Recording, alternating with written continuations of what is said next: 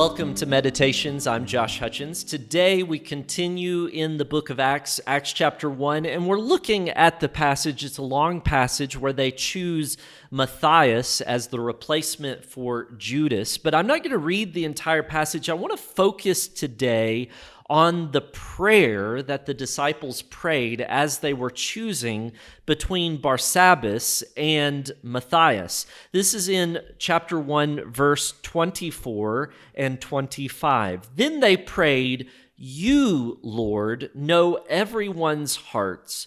Show which of these two you have chosen to take the place in this apostolic ministry that Judas left to go where he belongs." So there's an obvious request that they're making of the Lord. They need to know which one of these men is the one that God has chosen to replace Judas. That's what they're looking for, is an answer to that prayer.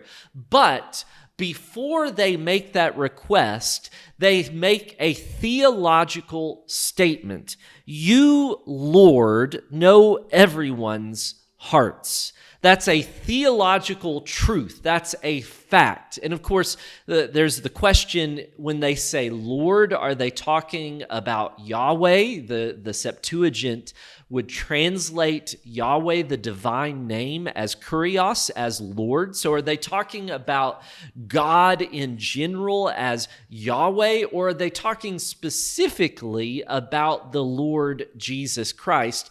In the end, it really doesn't matter, because they understand that Jesus is the God of the Old Testament. When they say Jesus is Lord, they're saying that he is both master and that he is the God that they read about all the way back from Genesis through Malachi. And they state this truth about the Lord. The Lord knows everyone's hearts. Now, this is, of course, talking about the divine attribute of omniscience, that God is all-knowing. He knows everything, and therefore he knows specifically the hearts, the desires and thoughts and intentions of every single human individual, because he is omniscient. He is all-knowing.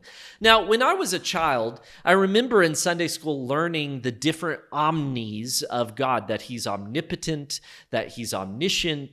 And when I thought of omniscience, when I thought of all-knowing, I thought of it in terms of God knowing the encyclopedia, right? That God has an exhaustive knowledge of everything in the encyclopedia, everything that exists, everything that will exist or has existed, all of history, all people. He knows all the facts.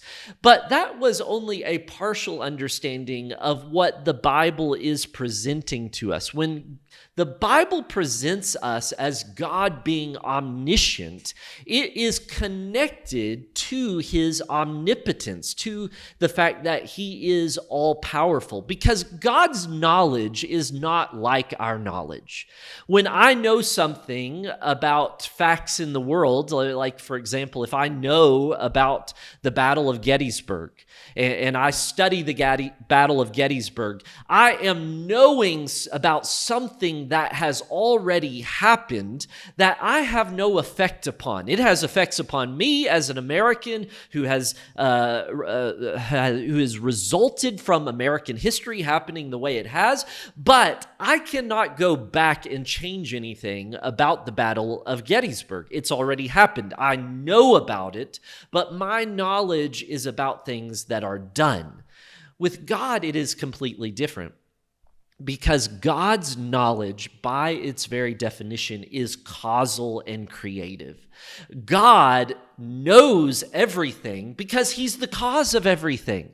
He's not knowing something that's separate from his own actions. He is sovereign. He is the God of providence. He is the God of creation. So he knows about everything because he is the first cause of everything.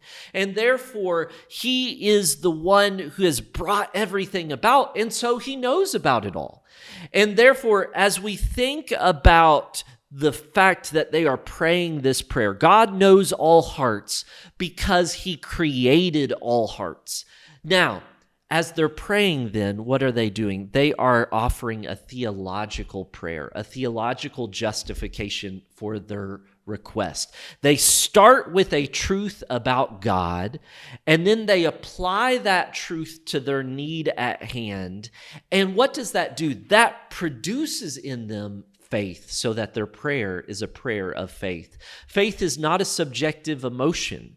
Faith is something that we are founding our lives upon the truth of God. And so this prayer that the disciples pray is a great example for us as well. It's an example of how we ought to take theological truth, apply it to the needs we see in our lives, express it in prayer as a prayer of faith. Because God is who he is, therefore we can speak to him and ask and expect an answer to our needs. If you've enjoyed this teaching, then go ahead and visit gospellife.org/books and place an order for my most recent book, the Bible Guidebook, which is a part of our Gospel Life Guidebook series that we are starting out. The Bible Guidebook is a book that will introduce you to the world of the Bible. It will introduce you to how to study the Bible, the cultural and historical background to the Bible, and then a basic understanding of every book of the Bible.